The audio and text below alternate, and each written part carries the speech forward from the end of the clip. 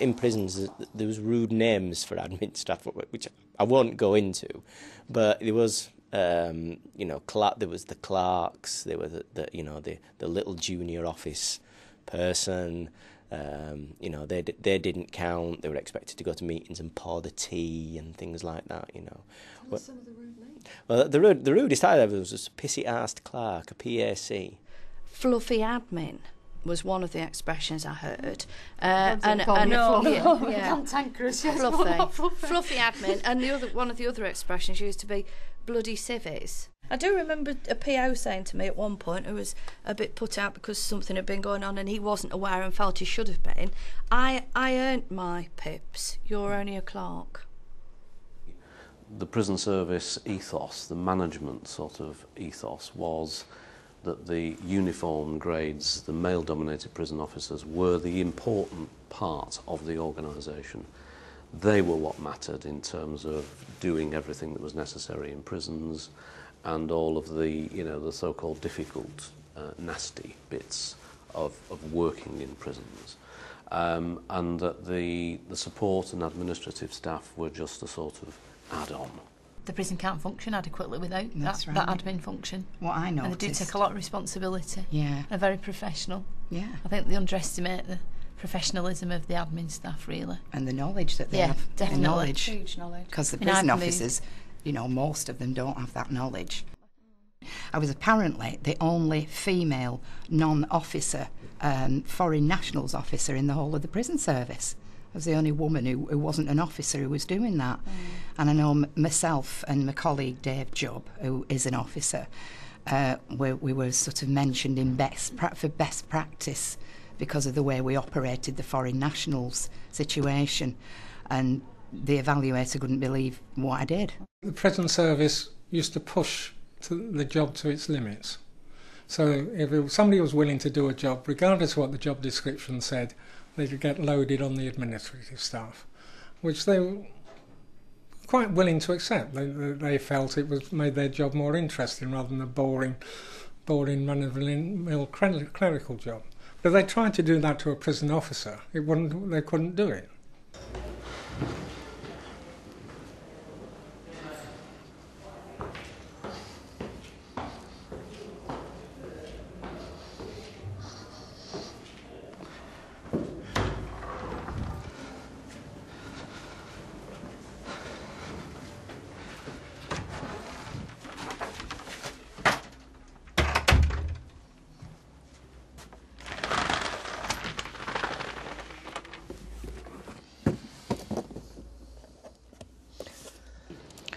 Yeah, this is the actual outcome of the job evaluation, which caused so much controversy, and it does in many ways speak for itself, because this person here, personal secretary, is actually Amanda Bailey. That is Amanda Bailey.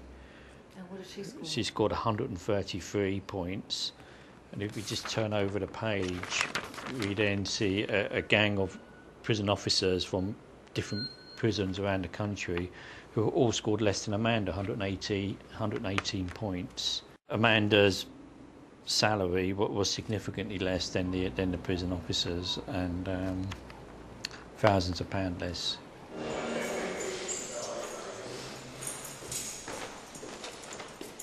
Morning, Coffee, all right? Yeah. We were up again this morning, I knew, so it's a good sign, isn't it? I had to be persuaded. There's no doubt about that. It wasn't something that I'd ever crossed my mind. I'd been subject to the prison service job evaluation, and that had all sort of done and been dealt with. And then out of the blue one day, I had a telephone call from somebody in the PCS who basically said that the union might be going for this equal pay claim. Would I be party to it? And it's likely to be a bit of a paper exercise, and you'll only have to sign there and do this, that and the other, and then you'll perhaps not hear anything more about it for a long while, and then you'll get a cheque. And even at that point, I was reluctant to put my name forward, really, for a number of reasons, not least of which it's a bit of a big thing when it's your employer that it's all against. Anyway, having said that, there was a colleague whose opinion I valued quite a lot, and he said to me, "Come off it, Mandy, women chained themselves to the railings for such as you." True, yeah. And I know that's a bit extreme, but it did make me think, well, yeah, got to go I for think it. that's and probably part of the reason I didn't have any qualms whatsoever about No, subscribing to it, because the morals of it is equal pay, yeah, equal yeah, work. I agree, quite but justifiable. you know, sometimes to stick your head above the parapet can Well, be a I bit of was a a daunting union I must be task. very No gullible. No I must be choice. very gullible. I think it's quite hard for people. You know, we join trade unions to take collective action, to be part of a collective. And for those women, you know, when you're taking legal cases, it's actually you. It's you as an individual. You know, it's your name that goes on the application to the tribunal. And I think when that really came home to me was perhaps the second journey to Croydon, when I arrived a bit late and didn't know which room it was in. Of course, everybody had gone, so I asked one of the ushers, and he said, "What case is it?" I said, "Oh, it's the PCS and the prison service." And he said, "Oh no, it's Bailey versus the Home Office." And I turned to my mum and said, "Oh, that's a coincidence, it's the same surname as me." And she said, "No, Ducky, I think it is you." So that's when there was this sudden dawn of Turmoil. realisation, and thought, oh dear, but hey. Good on you. I know. I mean, we're very good because our union representatives, very proactive, kept us well informed, and I think the fact that he took responsibility for us, Yeah. you know, he explained the situation. I think virtually everybody subscribed to it. I Yeah. think I would have had greater reservations if I felt I was in a minority and that I wouldn't be supported. You're but not just one person. You've No, got and I think that's true. you a group Yeah. of people Yeah. and the union and the behind strength you. of the union I think that's true. gave most people confidence, I think. Of course, everyone had reservations about disgruntling their employer, and I mean, I'm quite sure at the time I avoided discussing it at length with anybody above my rank, but I think we did feel we had the support as a big body to challenge it. If the employer in any shape or form hoped that, you know, members would fall away from the union of this, it certainly didn't. It was exactly the opposite.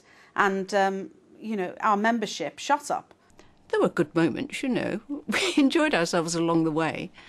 And it became part of my life, I suppose. This was Bailey, you know. You didn't expect it to go away after a while. You knew that every time you won, they were going to appeal, and we were going to go off to the Court of Appeal, and there'd be other hearings about other matters. The prison service on this case seemed to be belligerent beyond belief. What the prison service should have been saying to the Treasury solicitors is that we know we're going to lose. We know we should have done things differently. And it was just amazing to watch their delaying tactics on legal advice from very senior members of the Treasury solicitor team, very senior barristers employed, who must have been saying to the prison service, well, we think we can win. No one dreamed that it would take 8 years to resolve, and the amount of money that it cost as well. Had it not been for the union, and it not been for the union that was supporting everybody else, I think I would have backed out a long, long time ago. Well, I think I was always quite confident because we were kept well Yeah, informed, yeah, we were, and yeah. our union rep was always positive. I probably assumed all along we'd succeed. Sooner or later, I think I always had confidence that we would win, because we were right. And the courts, on the whole, accepted we were right. We had a few setbacks, but by and large we won, and we should have won.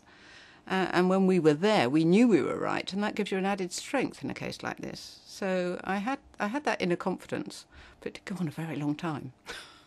For that particular situation, there's a sense of achievement in having dealt with that particular issue, but I certainly wouldn't be complacent that the battle isn't going to come back again, and certainly looking across the piece on a wider basis.